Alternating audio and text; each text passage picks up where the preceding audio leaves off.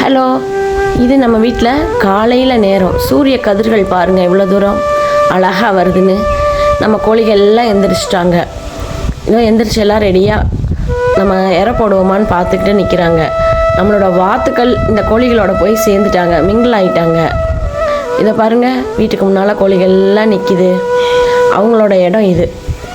இங்கே பாருங்கள், நம்மளுடைய டக் பாய்ஸ் வாத்து எல்லாமே இவங்களோட சேர்ந்துட்டு அழகாக இவங்களோட சேர்ந்து அதுவும் மேயுது. அப்புறம் நான் உங்களுக்கு இப்போ அழகாக 2 சின்ன ஆட்டுக்குட்டி காட்ட போகிறேன்.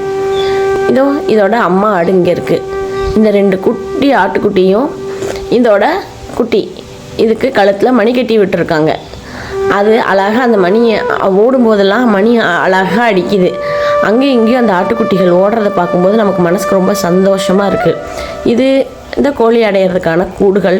அந்த கருப்பு கலரில் இருக்கிறதெல்லாம் கூடைகள். காலை பொழுது ரம்யமான ஒரு தோட்டத்து வீடு பாருங்கள், அழகாக இருக்குது. மென்மையான இதமான காற்று.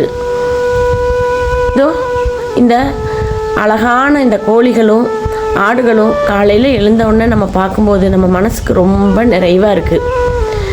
இது கின்னி கோழிகள். இது 2 கின்னி கோழி வாங்கிட்டு வந்து விட்டுருக்குறாங்க. இது இந்த 2 தான் இந்த கின்னி கோழிகள் இங்கே இருக்குது. இப்போ நம்ம வாத்து கூட கின்னி கோழிகளும் சேர்ந்துக்குச்சுங்க.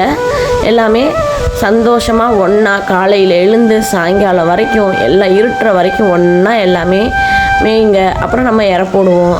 நம்ம டக் பாய்ஸ் அங்கேயும் இங்கேயும் போயிட்டு வராங்க பாருங்கள். ரொம்ப பழகிட்டாங்க நம்ம தோட்டத்தை இவங்க.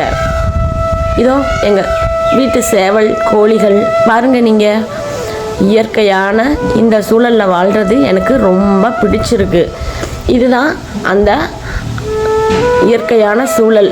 அப்புறம் இது எங்கள் தோட்டத்தில் முருங்கை மரம் தான் இருக்கும். நிறையா முருங்கைக்காய் மட்டும்தான் நாங்கள் வைப்போம் வெள்ளாமல். மற்றதெல்லாம் இப்போ வைக்கிறதில்ல. எங்களுடைய இந்த அழகான காலை பொழுதை நீங்களும் பார்த்து அனுபவிக்கணுங்கிறதுக்காக, என்ஜாய் பண்ணுங்கிறதுக்காக தான் நான் இதை போட்டேன். ஓகே, பாய்.